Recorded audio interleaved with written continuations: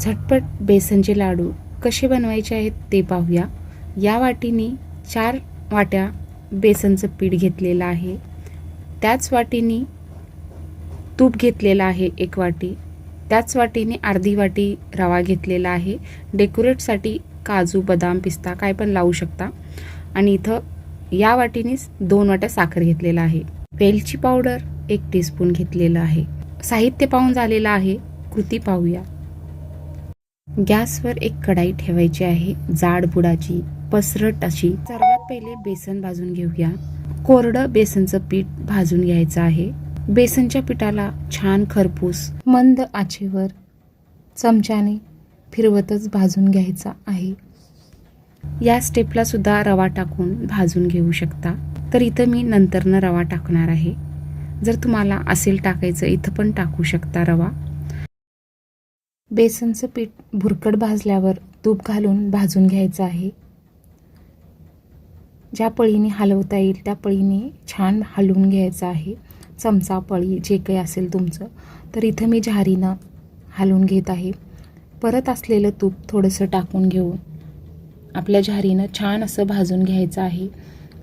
तूप पूर्ण आपल्या बेसनमध्ये छान मुरलं पाहिजे इतपत भाजायचं आहे त्याला।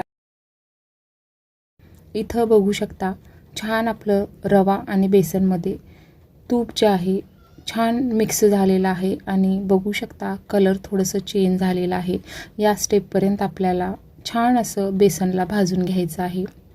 थंड झाल्यावर 1 तासाच्या नंतर पिठी साखर मिक्स करून घ्यायची आहे। वेलची पावडर टाकून घ्यायचं आहे। खूप पेशन्सली बेसन भाजून घ्यायचं आहे। खूप वेळ लागतो, मंद आचेवर सगळं भाजून घ्यायचं आहे। तर खूप पेशंट ठेवून बेसनचे लाडू बनवावे। तर इथं बघू शकता छान साखर घालून 2 वेळा मिक्स करून घेतलेला आहे। तर कढईमध्ये येत नसल्यात एका परातीमध्ये काढावे। छान मिक्स करून गोल गोल असे लाडू बनवून घ्यावे। वरी डेकोरेटसाठी मनुका किंवा पिस्ता, काजू, चारोली कोणतेही ड्रायफ्रूट लावू शकतो।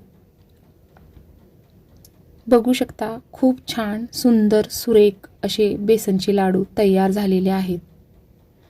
हा व्हिडिओ कसा वाटला नक्की कळवा।